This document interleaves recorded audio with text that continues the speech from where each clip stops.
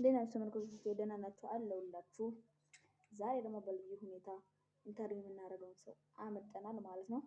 ገጣሚው ናሆም ማለት ይገጥማል እያለን ብሎ ለምን እንደዚህ እንደሚያደርግ እና አንድ ግጥም ይጋብዘናል። ከአቅርቦቶች በኋላ አብራችሁን ቆዩ ይሆናል። እንሂድ። እንዴት ነህ? ደህና ሁሉ ሰላም? ሰላም።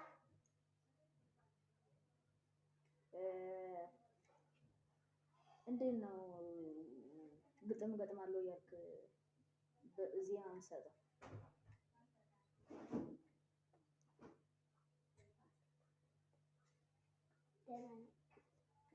ለምንድን ነው እሺ እንደዚህ አይነት ስራ የምትሰራው?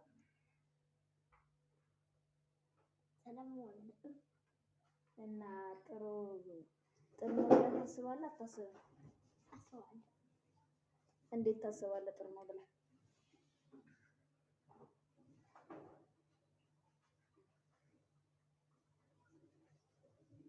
እሺ ለምንድን ነው እየገጠምክ የምትዘፍነው?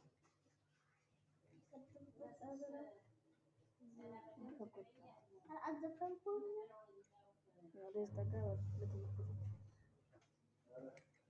እና እሺ አሁን አንድ ነገር ለተመልካቾቼ እንዳልኳቸው ለአንተም እንደነገርኩ አንድ ፈጠር ነገር ማለት ነው።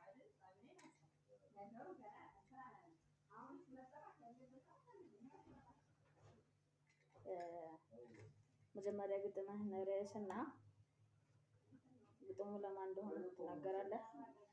ግጠምልኝ። የግጥሙን ርዕስ ተናገር።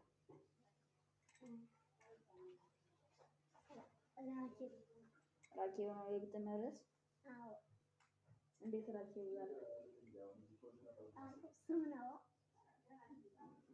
በልግጠም። ቆይ በልግላቸው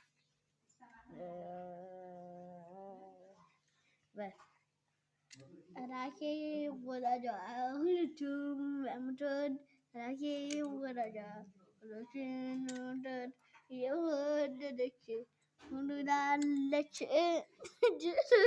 ኧረ ተው እንደዚህ አይነት ሰው